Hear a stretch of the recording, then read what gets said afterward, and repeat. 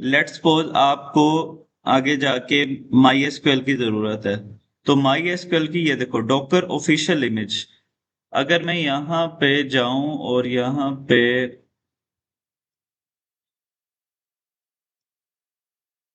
ये देखो, अब यहाँ पे मेरे पास डिफरेंट, एक्सप्लोर में जाता हूँ मैं, एक एक्सप्लोर में जाने के बाद ये देखो मेरे पास ये डिफरेंट ट्रस्टेड कंटेंट, ये देखो Docker official images, view publisher. अब यहाँ पे हमें जो ज्यादा यूज करनी चाहिए ना वो ऑफिशियल ही यूज करनी चाहिए, क्योंकि बाकियों के अंदर हमारे पास कोई ना कोई इश्यूज आ सकते हैं, कोई वो हमारा डाटा क्रैक कर सकते हैं। तो बेहतर क्या है कि आप डॉकर की जो ऑफिशियल इमेजेस हैं उनको यूटिलाइज करो। तो अब सबसे पहले इमेज मैं यहाँ से नोड की भी यूज कर सकता हूँ, पाइथन की, उबंटू की, मोंगोडीबी की, माई एसक्यूएल की। देखो अब यहाँ पे होता क्या है कि यहाँ पे हम अपनी एक कस्टम इमेज बना रहे होते हैं, और कस्टम इमेज कैसे बन रही होती है ये देखो। यहाँ पे एक मैं अपना फोल्डर बनाता हूँ और इसका नाम अब मैं यहाँ पे रखता हूँ कस्टम इमेज। अब इस कस्टम इमेज के अंदर मैं अपनी मर्जी की चीजें रख सकता हूँ। लेट्स सपोज अगर मैंने मर्ज स्टैक की ऐप बनानी है तो मर्ज स्टैक के लिए मैं क्या करूंगा, ये देखो यहाँ पे सबसे पहले तो मैं इसके लिए ऑपरेटिंग सिस्टम चूज करूंगा। मैं ऑपरेटिंग सिस्टम इसके अंदर उबंटू इंस्टॉल कर लेता हूँ। ठीक है, उबंटू रख लेता हूँ, उसके बाद रिएक्ट का मैं कोई वर्जन रख लेता हूँ। ठीक है, उसके बाद एक्सप्रेस, ये मेरे पास क्या आ गई, रिएक्ट आ गई। इसी तरह या ये मेरे पास क्या आ गई, नोड जेएस आ गई। ये मेरे पास क्या आ गई, मोंगोडीबी आ गई। ठीक है, और उसके अलावा ये मेरे पास क्या आ गई, एक्सप्रेस आ गई। ठीक है, उसके अलावा भी जितने मेरे पैकेजेस मुझे चाहिए वो मैं ये सारे अपनी एक कस्टम इमेज के अंदर बना के इस कस्टम इमेज को यहाँ पे क्या करूंगा, डिप्लॉय करूंगा। कहाँ पे, अपनी इस वेबसाइट के ऊपर। और इस वेबसाइट के ऊपर हमारे पास क्या होती है, जिस तरह हम अपनी रेपोजिटरीज बना रहे होते थे गिटहब के अंदर, अब इसके अंदर भी हमारी सेम वैसे ही क्या बन रही होगी, एक रेपोजिटरी बन रही होगी। और उस रेपोजिटरी के अंदर हम क्या कर रहे होंगे, अपनी इमेजेस को स्टोर करवा रहे होंगे और उस इमेजेस को बाद में हम रीयूज कर रहे होंगे। ठीक है, अब यहाँ पे मैं वापस जाता हूँ और यहाँ पे मैं अपनी रेपोजिटरीज बना सकता हूँ। ठीक है, अब यहाँ पे वापस मैं अपने डॉकर में डॉकर को ओपन करता हूँ और डॉकर के अंदर ये देखो अभी मेरे पास कोई कंटेनर नहीं है, कोई इमेज नहीं है। तो अब यहाँ पे मैं अपना टर्मिनल ओपन करता हूँ। टर्मिनल मेरा सीएमडी ओपन, सीएमडी को मैं ओपन करता हूँ और सीएमडी के अंदर मैं सबसे पहले Docker, sorry, Docker hyphen version check कर लिया। अगर मैं सिर्फ डॉकर लिखूंगा तो ये देखो डॉकर की मुझे इंफॉर्मेशन सारी मिल रही है। डॉकर की क्या क्या कमांड होती है, रन क्या करती है, एग्जीक्यूट क्या करती है, पीएस क्या करती है, बिल्ड जब करना हो तो ये डॉकर की कुछ मेरे पास पुश पुल की रिक्वेस्ट है, अपलोड करनी है तो कैसे करूंगा, लॉगिन। अच्छा, जब भी हमने कोई इमेज इसके ऊपर अपलोड करनी है तो सबसे पहले हमने लॉगिन मस्ट करना है। उसके बाद सर्च है, वर्जन है। देखो अब वर्जन से क्या मतलब है कि एक मैंने इमेज बनाई उसके ही मैं मल्टीपल वर्जन बना सकता हूँ। ठीक है, उसके बाद ये इसके एजेंट्स भी आए हुए हैं, इनको भी यूटिलाइज कर सकते हैं हम। ठीक है, ये पोर्ट है, किल है, इंस्पेक्ट है, इनको आगे जैसे जैसे यूज करते हैं आगे हमें ये चीजें पता चलती जाएंगी। अब सबसे पहले मैं एक काम करता हूँ, डॉकर से अपनी एक इमेज बनाता हूँ, डॉकर रन आईटी। आईटी क्या है इसको मैं आगे बताता हूँ। यहाँ पे मैं एक अपनी इमेज इसके अंदर बनाता हूँ उबंटू के नाम से। ठीक है, ये कमांड बेहतर है कि आप अपने पास लिख लो, बाकी मैनुअल के अंदर तो दी हुई है, आप वहां से भी यूटिलाइज कर सकते हो। लेकिन बेहतर है कि अपने खुद के एक नोट्स बना लो ताकि आपको ये कमांड भूले ना। तो अब यहाँ पे मैं कर क्या रहा हूँ, मैं डोकर के अंदर रन कर रहा हूँ किसको, उबंटू को। और आईटी क्या है, आईटी मैं बताता हूँ। ये देखो अब यहाँ पे ये क्या कह रहा है कि unable to find image Ubuntu Ubuntu का लेटेस्ट मेरे पास लोकली कोई इमेज इंस्टॉल नहीं है। ठीक है, ये देखो। अब यहाँ पे अगर मैं देखता था तो मेरे पास ना कोई इमेज थी, ना मेरे पास क्या था, कंटेनर था। तो अब ये क्या कर रहा है, मेरे पास डाउनलोड कर रहा है किसको, मेरी इमेज को। कौन सी इमेज, उबंटू की इमेज को डाउनलोड कर रहा है। कहाँ से, मेरी इस वेबसाइट से डाउनलोड करके मेरे लोकली मुझे क्या प्रोवाइड करेगा, मेरी उबंटू की इमेज को, उबंटू की इमेज मुझे प्रोवाइड करेगा। और देन उसके ऊपर फिर मैं क्या बना सकता हूँ, अपना कंटेनर बना सकता हूँ। ठीक है, अब ये थोड़ी देर ले सकती है आपकी, ये 40 MB की इमेज है, तो इस पे थोड़ी देर लग सकती है आपकी। आप लोग भी साथ साथ इसको लगा दो, अगर आपके पास ये इंस्टॉल है तो। अगर नहीं तो कर लो इसको इंस्टॉल।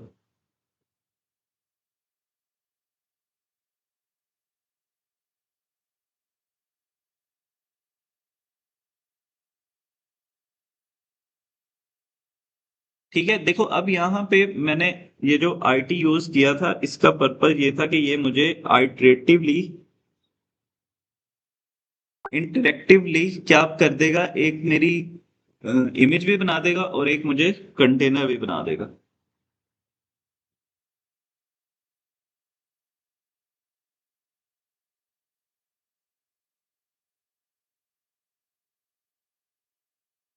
आप कुछ भी कर सकते हो। मैं आगे उबंटू नहीं कर रहा हूँ, मैं आगे नोड जेएस का सर्वर बनाऊंगा। नोड जेएस का मैं कोड लिखूंगा। मैं इसी वजह से आपसे कह रहा था कि मैं आपको रेस्ट एपीआई भी करवा देता हूँ, क्योंकि sir node multi JS factor को ना ही मैं जरूरत नहीं डिप्लॉय है, कर हम रहा हूँ। काली की नोड भी यूज जेएस कर का पूरा सकते हैं। बैकएंड मैं बना के उसी बैकएंड को फिर मैं डिप्लॉय कर रहा हूँ।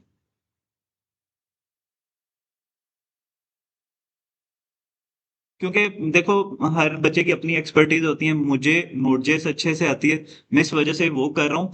आप लोगों ने, अगर आपका नोड.जेएस में इंटरेस्ट नहीं है, आप स्किप कर दो, आप पाइथन का कोई फ्रेमवर्क ले लो। जो चीज आपको अच्छे से आती है आप उस पर कंसंट्रेट करो। These are just a tools जिनको हम यूटिलाइज करके कुछ भी कर सकते हैं। मुझे नोड जेएस आसान लगती है, इस वजह से मैं नोड जेएस पे जा रहा हूँ। आप लोगों ने, जरूरी नहीं है, थोड़ा हाँ मेहनत करनी पड़ेगी। मेहनत इन सेंस कि आपको उसके अकॉर्डिंग उसकी कमांड्स ढूंढनी पड़ेंगी। तो वो वाला काम आपने करना है, लेकिन आपने डिस्ट्रिक्ट नहीं होना किसी एक लैंग्वेज के ऊपर, कि अगर मैं नोड जेएस कर रहा हूँ तो आप नोड जेएस कर रहे हो। अगर किसी को जेंगो अच्छी आती है या फ्लास्क में काम कर रहा है या लारावेल पे काम कर रहा है, तो वो क्यों नोड जेएस सीखे, वो अपना उसी पे काम करे। मैं आपको ये कभी भी रिस्ट्रिक्ट नहीं करूंगा कि आप ये सीखो, लेकिन अगर आप सीखना चाहते हो तो आप मुझे बताओ, मैं सिखाऊं।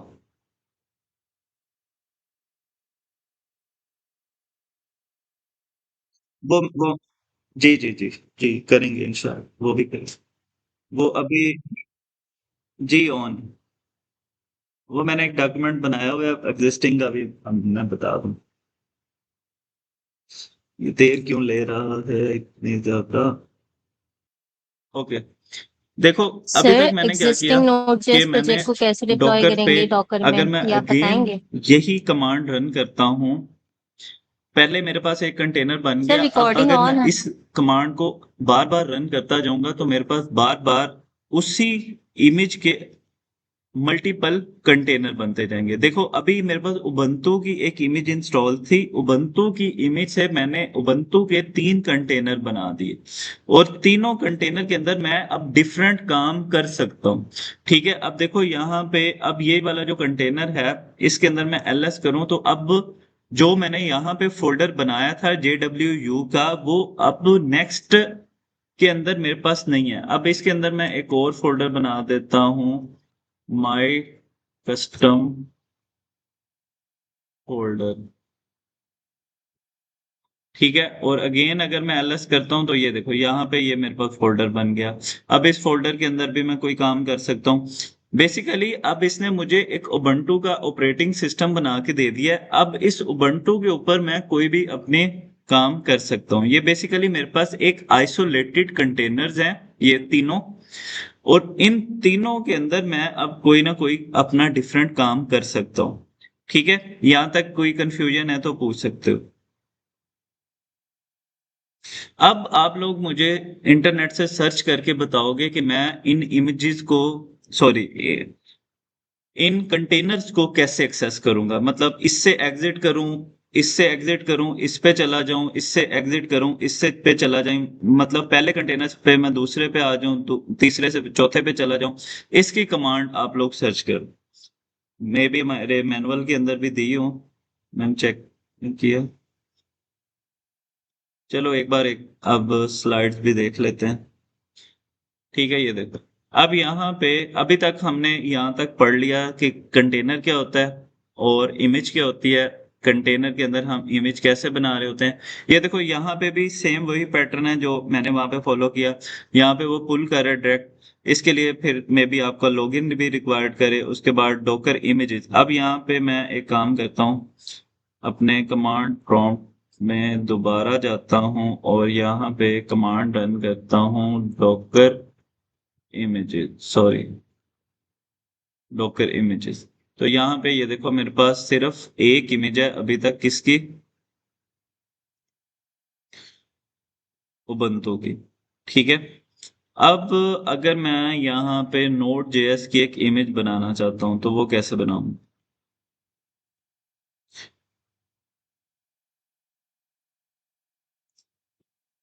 इनकी कमांड देखो और मुझे बताओ कि अगर अब मैंने, अच्छा यहाँ पे कमांड प्रॉम्प्ट में अगर मैंने डॉकर कंटेनर देखने हो तो वो कैसे देखूंगा। सॉरी, ऑल कंटेनर्स की कमांड क्या होती है, सॉरी सॉरी सॉरी, एक मिनट, लेट मी चेक।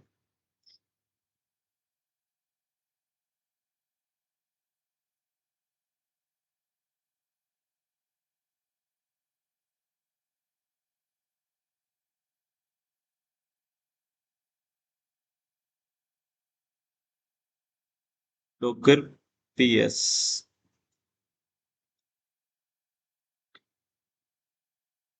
ठीक है, ये देखो, एक मिनट, ये डॉकर पीएस। एक मिनट, यहाँ पे एक और कमांड होती है जिसके अंदर हमारे सारे कंटेनर्स आ रहे होते हैं। पीएस के अंदर हमारे सारे रनिंग कंटेनर आ रहे होते हैं। और एक मिनट सर्च कर लेते हैं।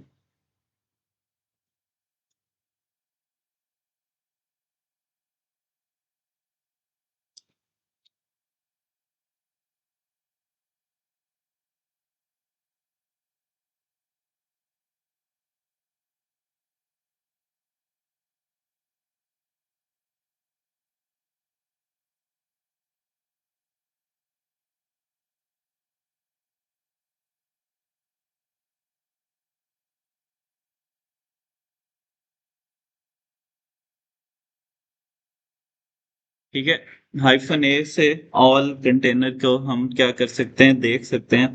तो अब यहाँ पे ये देखो, मेरे पास डिफरेंट कंटेनर्स आ रहे हैं और इनमें से सिर्फ एक इस टाइम क्या है, रनिंग में है। और जब मैं पीएस की कमांड रन करता हूँ तो सिर्फ मेरे पास वो आ रहा है जो इस टाइम करंट रनिंग में है। एल एस हाइफन ए से मेरे पास क्या होते हैं, ऑल कंटेनर देख सकता हूँ। ठीक है, एल कंटेनर एल एस से भी मेरे पास जो कंटेनर मेरा करंट रनिंग सिचुएशन में है। ठीक है। अब मैं इनको यहाँ से देखो, यहाँ से मैं इनको स्टॉप भी कर सकता हूँ, रन भी कर सकता हूँ। ये देखो, ये वाला अब मेरा रन हो रहा है तो इसको मैं यहाँ पे स्टॉप कर सकता हूँ, रन कर सकता हूँ। ठीक है। अब यहाँ पे नेक्स्ट हम अपने इन्वायरमेंट के अंदर जाते हैं। ये देखो, यहाँ पे इन कमांड्स को आपने सबको एग्जीक्यूट करके देखना है कि इनके क्या क्या काम होते हैं। ठीक है। उसके बाद नेक्स्ट हमारा है रनिंग एन उबंटू इमेज। ठीक है, ये वही चीज।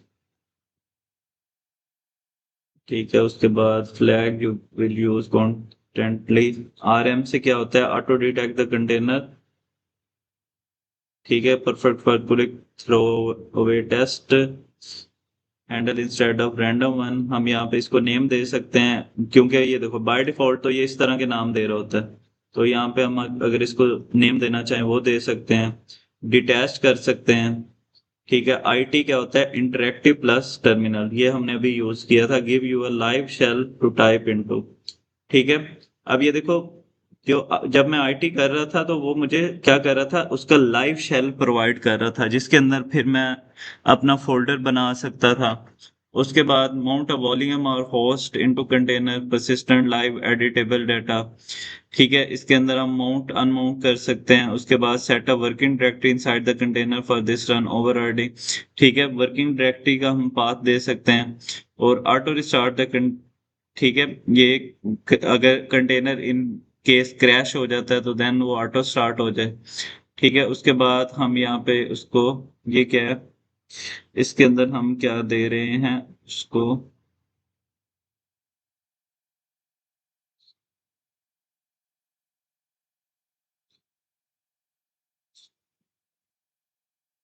किधर गया, ठीक है, इसके अंदर हम क्या दे रहे हैं, क्विक टेस्ट उबंटू बैश।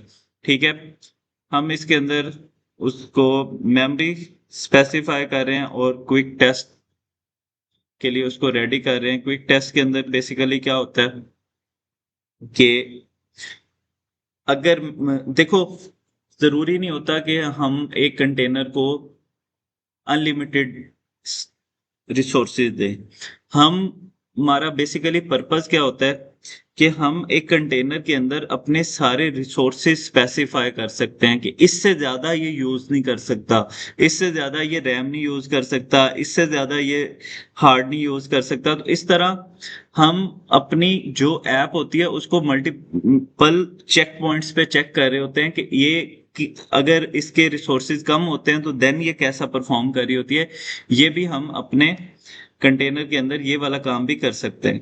ठीक है, उसके बाद मल्टीपल कंटेनर्स होते हैं। मल्टीपल कंटेनर्स के अंदर हम क्या कर सकते हैं, अच्छा ये एनजी नेक्स्ट का पता है किसी को, किसी ने वेब डेवलपमेंट की हो और उसके अंदर उसने एनजीएक्स को यूज किया हो।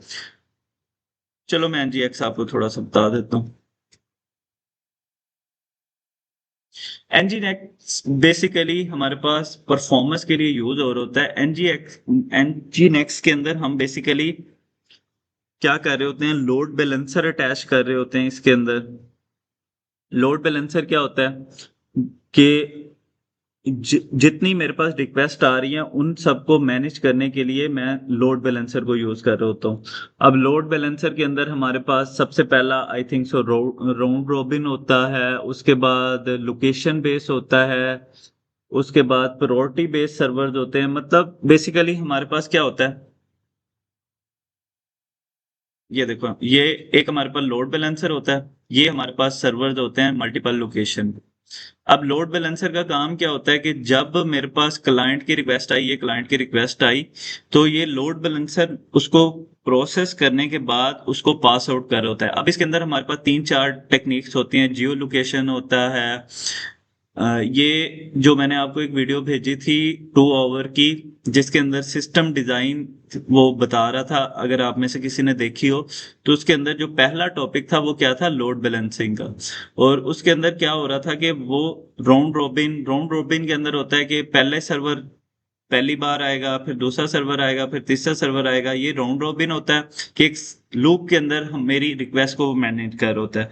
उसके बाद जियो लोकेशन के अंदर ये होता है कि लेट्स अज्यूम अगर मैं पाकिस्तान के अंदर काम कर रहा हूँ और मेरा सर्वर की जियो लोकेशन यूएई है, तो वो पाकिस्तान वाली सारी रिक्वेस्ट हैंडल कर रहा होगा। कोई यूरोप का सर्वर होगा तो वो यूरोप वाली रिक्वेस्ट हैंडल कर रहा होगा। जैसे पबजी के अंदर होता है, अगर आपने कभी पबजी खेली हो तो पबजी के अंदर बेसिकली वो यही चीज को मैनेज कर रहे होते हैं और डिफरेंट सर्वर के ऊपर डिफरेंट पिंग आ रही होती है हमारी। ठीक है, अच्छा इसका इसके साथ क्या रिलेशनशिप है, तो इसके साथ रिलेशनशिप ये है कि हम एनजी नेक्स्ट का भी एक सर्वर बना सकते हैं और उसको अपनी ऐप के साथ अटैच कर सकते हैं और उसके थ्रू हम अपनी ऐप की ट्रैफिक को मैनेज कर सकते हैं। ठीक है, अभी मैं ये नहीं कर रहा। ठीक है, मल्टीपल सर्वर्स को हम इकट्ठा देख सकते हैं। उसके बाद डॉकर स्टैट्स के अंदर क्या होता है, show if a container is silent eating all CPU और लीकिंग मेमोरी, ये देख सकते हैं। Docker top like Linux PS recall your Linux fundamental lesson. ठीक है, इसको छोड़ दो। But once you have 3 5 10 container running, ठीक है, तो you need aggregate visibility check, checking each one by hand doesn't scale. ठीक है, ये बेसिकली कुछ कमांड जो प्रीवियस, जैसे ये कमांड्स थी या ये कमांड्स थी, इन कमांड से हम अपने डॉकर के साथ छोटी मतलब मैनिपुलेशन कर रहे होते हैं कि टोटल कंटेनर कितने बने हैं, टोटल इमेजेस कौन कौन सी हैं, उन चीज़ों को हम देख सकते हैं, कौन कितनी रैम खा रहा है, कौन कितना सीपीयू ले रहा है, ये वाली सारी चीज़ें हम इन कमांड से देख सकते हैं। ठीक है, यहाँ तक कोई मसला है तो बता दो। मेजर कंसेप्ट आपका क्लियर होगा तो देन आगे जाने का कोई फायदा है।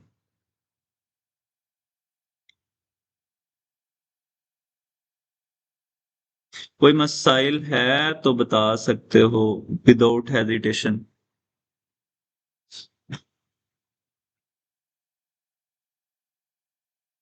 नहीं है कोई मसला? अभी तक तो मैंने सिर्फ 4 कमांड्स रन किए। ओके, नेक्स्ट हमारे पास इसके अंदर टॉपिक आता है पोर्ट मैपिंग का। अब पोर्ट मैपिंग क्या होता है? देखो, जब हम कोई अपना सर्वर बना रहे होते हैं, लेट्स अज्यूम आपने कोई बैकएंड का सर्वर बनाना है या फ्रंट एंड का सर्वर बनाना है, रिएक्ट का सर्वर बनाना है, तो देखो, रिएक्ट के सर्वर के लिए आप लोग क्या चीज यूज कर रहे होते हो? पोस्टमैन किस किस ने यूज किया?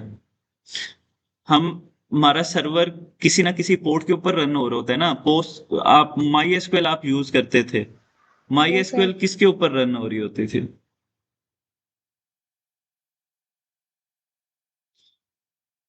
माई एसक्यूएल रन किए? एक मिनट, मैं आपको दिखाता हूँ क्या होता है।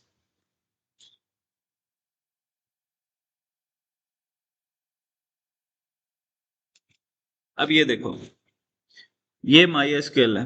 माई एसक्यूएल के अंदर ये देखो, ये क्या है, मेरी पोर्ट एड्रेस है, जिसके अंदर मैं क्या कर रहा हूं, अपनी डेटाबेस मेरी एक सर्टेन पोर्ट के ऊपर क्या हो रही है, रन हो रही है। अब कंटेनर के अंदर हमारे पास जब हम अपनी कोई डेटाबेस की सर्विस है या कोई फ्रंट एंड की सर्विस है या बैक एंड की सर्विस है, उसको जब हम इसके ऊपर डिप्लॉय कर रहे होते हैं तो यहाँ पे हमें पोर्ट मैप करना पड़ता है। पोर्ट मैप करने का मतलब क्या है, ये अभी मैं करके दिखाता हूँ जब मैं नोड जेएस वाली ऐप बनाऊंगा। तो पोर्ट मैप के अंदर क्या हो रहा होता है कि मैं अपनी एक डिफॉल्ट पोर्ट को असाइन कर रहा होता हूँ किसकी, डोकर की पोर्ट के साथ। मतलब जब मेरी करंट, जैसे अगर मैं यहाँ पे एक, मैं आपको मे बी मेरे पास पढ़ो, ये मेरे पास एक सर्वर बना हुआ पड़ा हुआ, सर्वर नहीं सॉरी, बैकएंड क्या, क्रड है, क्रड का कोड पड़ा हुआ है। इसको अगर मैं रन करता हूँ, और यही चीज मैं आपको सिखाना चाह रहा हूँ ताकि आपको ये चीज आइडिया हो, तो देन आपको डेवऑप्स के अंदर जाने में आसानी होगी। देखो, जब तक आपको अच्छी डेवलपमेंट नहीं आती होती, डेवऑप्स की कुछ चीजें आपके सर के ऊपर से गुजर रही होती हैं, तो बेहतर है कि थोड़ी बहुत डेवलपमेंट सीख लो अगर नहीं आती तो। और एनपीएम रन डेव होता है। अब ये देखो, यहाँ पे मैंने सर्वर चलाया, एक मिनट, ये मेरे पोस्ट के अंदर ये एरर आ रहा है।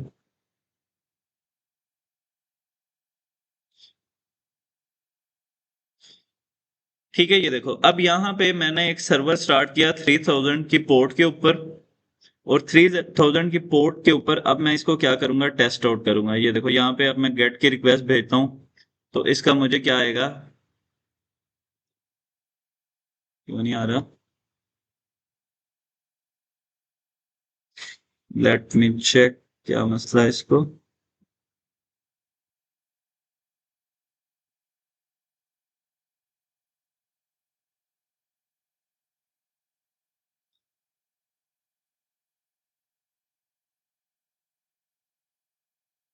एक मिनट, मुझे 3000 पे ही सर्वर बनना हो रहा है ना।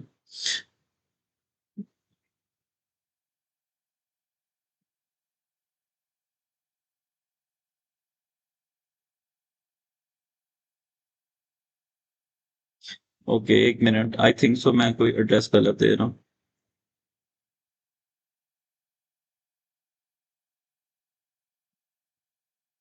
ठीक है, ये देखो, ये गलती है मेरे।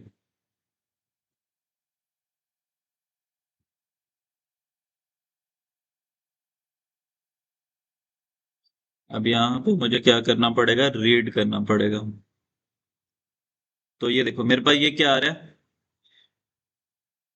ये कुछ स्टूडेंट्स का रिकॉर्ड मैंने रखा हुआ है। अब ये देखो, ये मेरे पास, मैं थोड़ा सा इसका कॉन्टेक्स्ट समझाता हूँ, फिर आपको समझ आ जाएगी। इसको डेवऑप्स के साथ फिर मैं लिंक करता हूँ कि डेवऑप्स के अंदर मैं इसको कैसे यूटिलाइज कर रहा हूँ। ये देखो, ये मैंने, मेरे पास एक बैकएंड का सर्वर था, इसके लिए मैंने कोई कंटेनर नहीं बनाया हुआ, ये मेरे लोकल, मतलब मेरे लोकल इन्वायरमेंट के अंदर चल रहा था। ये नोड जेएस के ऊपर क्रड ऐप बनी हुई है, जो मैं पढ़ाई थी बच्चों को, तो वही बनी हुई पड़ी है। इसके अंदर बेसिकली हो क्या रहा है कि मेरे पास एक पोर्ट है, उस पोर्ट के ऊपर मैं क्या कर रहा हूँ, अपना सर्वर स्टार्ट कर रहा हूँ। ये देखो यहाँ पे मैं आपको कोड से भी समझाता हूँ। ये देखो यहाँ पे ना, हम, ये देखो ऐप डॉट लिसन, बेसिकली ये फ्रेमवर्क होता है नोड जेएस का एक्सप्रेस। उसके अंदर हमें बिल्ट इन फंक्शन मिलता है ऐप डॉट लिसन, जिसके अंदर हम 3000 की पोर्ट के ऊपर सर्वर को रन कर रहे होते हैं।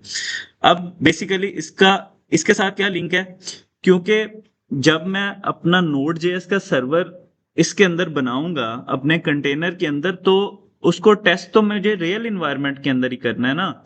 या तो मैं उसे पोस्टमैन पे टेस्ट कर रहा हूँ या अपने ब्राउजर के ऊपर टेस्ट कर रहा हूँ, तो उसके लिए मुझे यहाँ पे पोर्ट मैप करनी पड़ेगी। और पोर्ट मैप करने के लिए मेरे पास कमांड क्या होती है, डॉकर रन -d।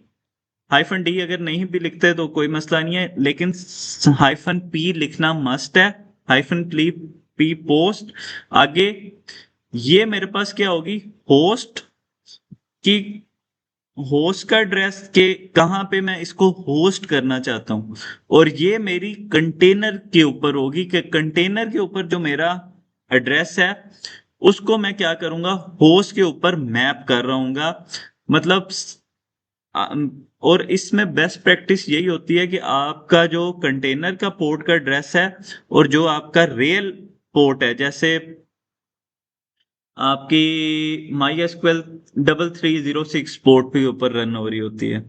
तो अगर आपने माई एसक्यूएल को यहाँ पे डोकर के ऊपर रख के अपने सिस्टम के अंदर मैप करवाना है, तो आप यहाँ पे क्या करोगे, यहाँ पे मैं 3306 को मैप करूंगा 3306 पे, और बाद में जिस ऐप के अंदर मैंने उसको रखा हुआ होगा उसका नाम रखूंगा। ठीक है, यहाँ पे मेरा क्या आ जाएगा, माई एसक्यूएल समथिंग आ जाएगा। ठीक है, ये हमारी पोर्ट मैपिंग होती है। पोर्ट मैपिंग के अंदर जो हमारी कंटेनर की पोर्ट है और जो हमारी रियल पोर्ट है, जो हमारी रियल अपने सिस्टम की पोर्ट है, इन दोनों को हम मैप कर रहे होते हैं सेम। ठीक है, इसको आगे प्रैक्टिकल करते हैं तो और ज्यादा क्लियर हो जाएगा। उसके बाद more ways two port map, उसी के डिफरेंट तरीके हैं, लेकिन अल्टीमेट तरीका क्या है कि हमने ये काम करना होता है कि उसको, पोर्ट को मैप करना होता है। ये पढ़ लेना एक बार, इसमें कोई ऐसा मुश्किल चीज नहीं है। ये चीज मस्त लिखनी होती है, -p।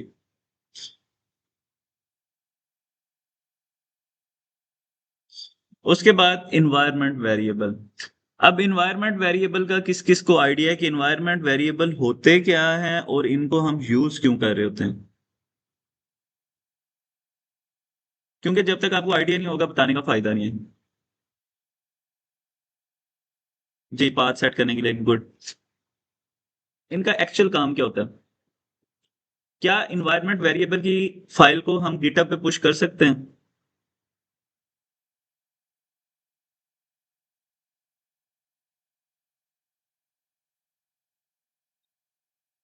Good good good good point. Environment variable हमारे पास ऐसा फाइल होती है जिसके अंदर हमारी सेंसिटिव इंफॉर्मेशन हो सकती हैं। अब सेंसिटिव इंफॉर्मेशन क्या होती हैं, हम वेब डेवलपमेंट के अंदर एक चीज होती है JWT टोकन्स, अगर आपने कभी नाम सुना हो तो, जेसन वेब टोकन। अब जेसन वेब टोकन के अंदर क्या हो रहा होता है कि जैसे ही हमारा क्लाइंट सर्वर के साथ कनेक्ट करता है, तो वो टोकन एक रिलीज करता है। वो टोकन हमारा ब्राउजर की कुकीज में आके स्टोर हो रहा होता है। ठीक है, तो अब वो टोकन बेसिकली वो यूनिक, वो हर बार एक नया टोकन ही जनरेट हो रहा होता है जब जब सर हमारी पाथ सेट रिक्वेस्ट करने जारी की होती यूज है। कर रहे होते हैं। इसी तरह अगर मैंने मोंगो एटलस कनेक्ट की हुई है। मोंगो एटलस का आपको आइडिया होगा, मोंगो एटलस मैं दिखाता हूँ क्या होती है, जस्ट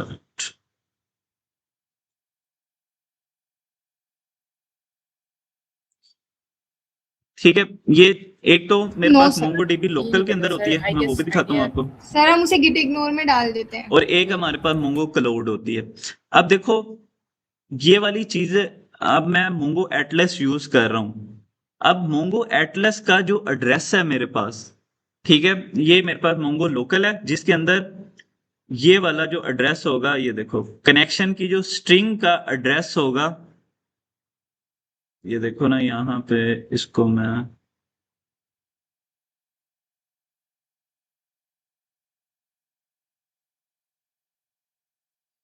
सॉरी,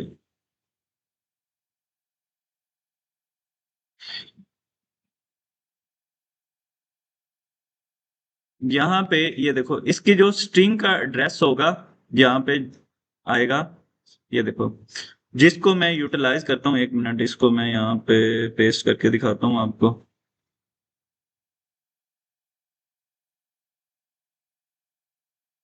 ये देखो अब ये क्या है, मेरे पास एक एड्रेस है, इसके अंदर मैं क्या रख रहा होता हूँ, ये देखो यहाँ पे लास्ट पे मेरे पास ये क्या होगा, मेरा JWU डेटाबेस। अब इस चीज को मैं गिटहब के ऊपर पुश नहीं करता। क्यों नहीं करता? क्योंकि ये मेरी इन्वायरमेंट, ये हर एक सिस्टम के ऊपर नई डेटाबेस, क्योंकि देखो जब हम लोग बड़े सिस्टम के ऊपर काम कर रहे होते हैं तो यूजुअली हम लोग या तो amazon की कोई डेटाबेस सर्विसेज यूज कर रहे होते हैं, या अगर छोटा प्रोजेक्ट है तो मोंगो एटलस भी यूज कर सकते हैं। तो वो मोंगो एटलस का जो एड्रेस होगा, अभी मैं लॉगिन नहीं कर रहा, वो 2-4 मिनट लग जाएंगे। मोंगो एटलस की जो मेरे पास इस तरह की डेटाबेस होगी जिसके अंदर मेरा यूजर नेम होगा, मेरा पासवर्ड होगा, मेरी सेंसिटिव इंफॉर्मेशन है, उसको मैं किसी को विजिबल नहीं करवाना चाहता। तो वो वाली जितनी भी सेंसिटिव इंफॉर्मेशन हमारी होती हैं वो हमेशा हम इन्वायरमेंट वेरिएबल्स के अंदर रख रहे होते हैं, ठीक है। और उन इन्वायरमेंट वेरिएबल्स को हम गिटहब के ऊपर भी पुश नहीं कर रहे होते। तो इस वजह से जो जो हमारी इन्वायरमेंट वाला काम होता है वो हम यहाँ पे कैसे कर रहे होते हैं, ये देखो कॉन्फ़िगरेशन वाली फाइल के अंदर डेटाबेस के यूआरएल होते हैं, एपीआईज की कीज होती हैं। अब एपीआईज की की सिर्फ हमारा टोकन वाली बात यहाँ पे फिट ही नहीं होती। अगर आपकी ऐप के अंदर आप गूगल मैप यूटिलाइज कर रहे हो या कोई पेड सर्विसेज यूज कर रहे हो, तो पेड सर्विसेज के अंदर यूजुअली आपको वो जो कनेक्शन बनाने के लिए ना एक की प्रोवाइड करते हैं। वो अगर आपका कंसोल पे अकाउंट हो तो आप वहां पे देख भी सकते हो कि वो की प्रोवाइड करते हैं, ठीक है। उन चीजों को हम अपने, ये देखो belongs to outside the code, कि वो आपके कोड के अंदर यूज तो हो रही होती हैं लेकिन आप उनको हर किसी को नहीं शेयर आउट कर सकते। The same in work in development, staging and production, just with a different value, ठीक है। अब देखो हमारे टेस्टिंग के पैरामीटर्स और होते हैं, हमारे डेवलपमेंट के पैरामीटर और होते हैं। जब हम हमारे प्रोडक्शन में चीजें जाती हैं तो प्रोडक्शन के अंदर हमारे इन्वायरमेंट वेरिएबल्स चेंज हो रहे होते हैं, ठीक है। प्रोडक्शन, अब देखो अगर मेरे पास एक लिंक है, एक एक मिनट, इसकी मैं आपको एक एग्जांपल बताता हूँ। मेरे पास मैंने एक एपीआई डिजाइन की हुई है किसी भी लैंग्वेज के अंदर, उसके जो एंड पॉइंट्स हैं वो मेरे डेवलपमेंट स्टेज पे और होंगे, और प्रोडक्शन के ऊपर वो किसी ना किसी एक, जब EC2 की इंस्टेंस पे या लैम्डा के ऊपर, ये अमेजोन की सर्विसेज होती हैं EC2 एंड लैम्डा, इनके ऊपर जब मैं रखता हूं तो देन उनके एंड पॉइंट्स डिफरेंट होते हैं, और उन एंड पॉइंट्स को देन मैं अपने फ्रंट एंड के ऊपर इंटीग्रेट कर रहा होता हूँ, ठीक है। तो वो वाली चीजें हम यहाँ पे रख रहे होते हैं, और इन्वायरमेंट वेरिएबल के इसके अंदर हम क्या करते हैं, ये देखो पढ़ो इसको। इस इन्वायरमेंट वेरिएबल रखने का हमारे पास पैटर्न क्या होता है, -e के अंदर हम इसके अंदर इन्वायरमेंट वेरिएबल रख रहे होते हैं जो जो हमने यूटिलाइज करने होते हैं, ठीक है। उसके बाद नेक्स्ट है argument versus environment variable, a variable available while Docker build run choosing a version two install. ठीक है, इसके अंदर क्या हो रहा होता है कि हम अपनी मर्जी का वर्जन इंस्टॉल कर सकते हैं, और इन्वायरमेंट वेरिएबल के अंदर हमारे backed into image permanently visible inside every container started from it. ठीक है, इन्वायरमेंट वेरिएबल हमारे इस कंटेनर के अंदर विजिबल होते हैं सिर्फ उसके अंदर जो उससे स्टार्ट हो रहा होता है। मतलब स्टार्ट के अंदर देखो, इस कंटेनर, जब हमारे पास कंटेनर के अंदर कोई ऐप बन रही होती है ना, तो उसको स्टार्टिंग के लिए हमें कुछ ना कुछ उसके अंदर एक किस्म का स्क्रिप्ट लिखना पड़ता है। स्क्रिप्ट का तो आपको पता ही होगा, कभी जो आप जैसे टेक्स्ट एक्सट्रैक्शन के लिए हम कोई ना कोई स्क्रिप्ट लिख रहे होते हैं, तो इसके अंदर भी हमें जो कंटेनर जब स्टार्ट करना होता है तो तब हमें एक स्क्रिप्ट लिखना होता है, और उस स्क्रिप्ट के थ्रू हम अपना कंटेनर स्टार्ट कर रहे होते हैं। ठीक है, चलो अब हम अपना एक काम करते हैं। ये मैं आपसे एक और फाइल शेयर कर रहा हूँ, और इससे हम अपना एक नोड जेएस का कंटेनर बनाते हैं। सेम डिटो मैं कॉपी पेस्ट करूंगा, कोई मैं अपना वो, एक मिनट, यहाँ पे मैंने फाइल एक बनवाई थी क्लाउड से। हाँ, ये मैं आपसे पहले शेयर कर दूं, फिर मैं इस पे काम करता हूँ।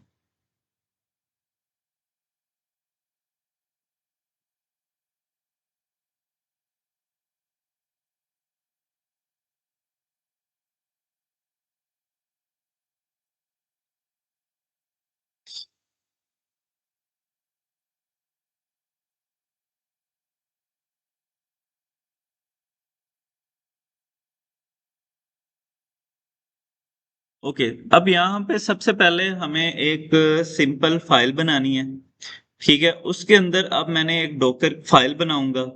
उस डॉकर फाइल के अंदर मैं क्या बनाऊंगा, अपनी एक इमेज बनाऊंगा, और देन उसको कंटेनर के अंदर रन करूंगा। और इसके अंदर मेरी चीट शीट भी अवेलेबल है।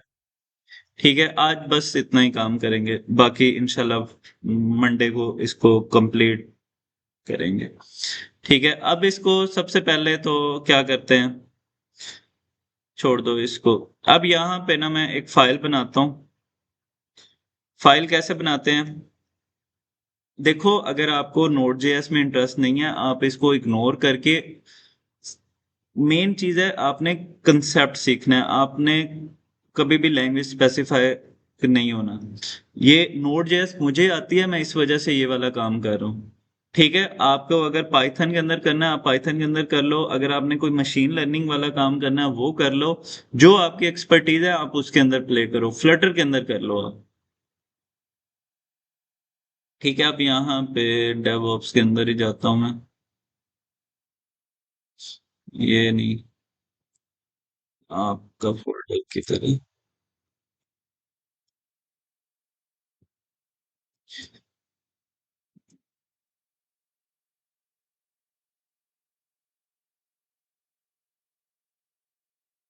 ठीक है, वीक 3 के अंदर मैं एक फोल्डर बनाता हूँ, और इसके अंदर मैं क्या लिखता हूँ, node JS.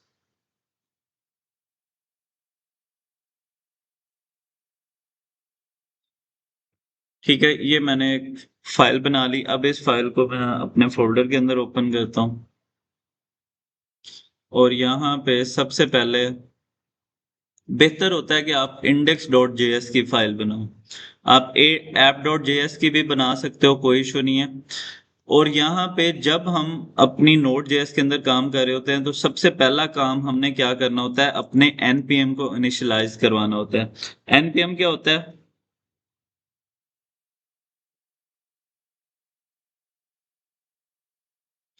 Late me check.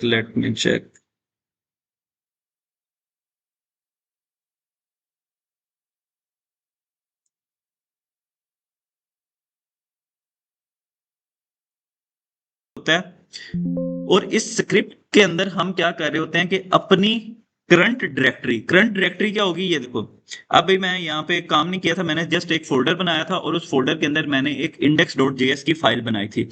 अब यहाँ पे मैं एक अपनी फाइल बनाऊंगा, डोकर फाइल के नाम से, और उसके अंदर ये देखो इसकी कोई एक्सटेंशन नहीं होगी मेरे पास, और इसके अंदर मैं अपना ये वाला जो मेरे पास स्क्रिप्ट है उसको रखूंगा। ये देखो ये वाला जिसके अंदर मैं बता रहा हूँ कि पैकेट डॉट जेसन को तुमने लेके जाना है, क्योंकि इसके अंदर सारी मेरी डिपेंडेंसीज होंगी। डिपेंडेंसी कौन कौन सी होंगी कि इसके अंदर जो मैंने एक्सप्रेस इंस्टॉल की होगी, मैंने मोंगोज इंस्टॉल की होगी, जो जो चीज मैंने इंस्टॉल की होगी उसकी सारी डिपेंडेंसी मेरे पास किसके अंदर होती है, पैकेट डॉट जेसन फाइल के अंदर होती है। ये देखो अभी मैं आपको करके दिखाता हूँ। ये देखो यहाँ पे अभी मैंने एक फाइल बनाई इंडेक्स डॉट जेएस। अब इस फाइल को मैंने सबसे पहले अपने इस प्रोजेक्ट के अंदर npm को इनिशियलाइज करवाना है। तो यहाँ पे मैं क्या लिखूंगा, npm init hyphen Y. Hyphen Y का मतलब क्या होता है, बल्कि सिर्फ मैं npm init लिखता हूँ। तो npm init लिखने के बाद ये देखो यहाँ पे मेरे से पैकेज नेम पूछ रहा है, जो बाय डिफॉल्ट उसने रखना है वही रख दे। वर्जन पूछ रहा है, डिस्क्रिप्शन, ये सारे मैं नेक्स्ट नेक्स्ट कर देता हूँ। ठीक है, ये देखो अब यहाँ पे मेरे पास एक पैकेट डॉट जेसन की फाइल बन गई। और अब पैकेट डॉट जेसन की फाइल के बाद अब मैं इसके अंदर इंस्टॉल करता हूं npm एक्सप्रेस को। एक्सप्रेस क्या है, मेरे पास एक लाइब्रेरी है किसकी, नोड जेएस की, जो मुझे एपीआई बनाने में हेल्प कर रही होती है। ये देखो जैसे ही मैंने एक्सप्रेस इंस्टॉल किया तो ये देखो यहाँ पे मेरे पास एक पैकेट डॉट जेसन फाइल बन गई। अब पैकेट डॉट जेसन फाइल के अंदर मेरी सारी डिपेंडेंसीज होती हैं। ठीक है, ये देखो यहाँ पे मैंने एक्सप्रेस इंस्टॉल किया। इसी तरह अगर मैं इसके अंदर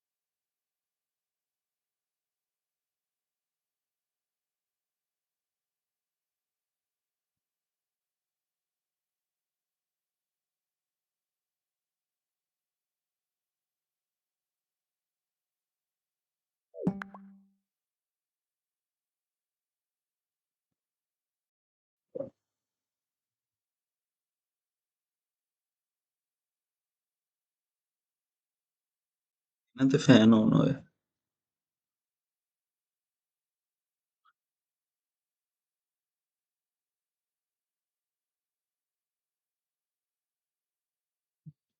उससे चलाएगा परफॉर्मेंस से बूम आवाज कर दे फैन के अंदर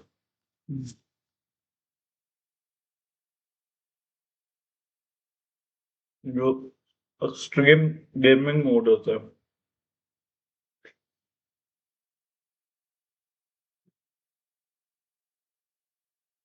परफॉर्मेंस कंट्रोल कर सकते हो। जब फिर आप वो कर दो।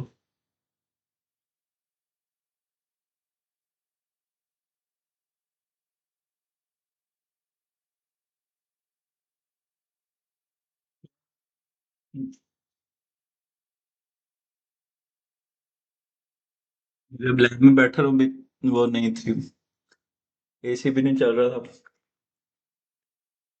और मैंने ये देखो 4 कंटेनर की इंस्टेंस चलाई हुई थी, तो ये 138 तक चला गया था। फिर मैंने इसे परफॉर्मेंस में डाल दिया, अब तो वापस सही नॉर्मल हो गया।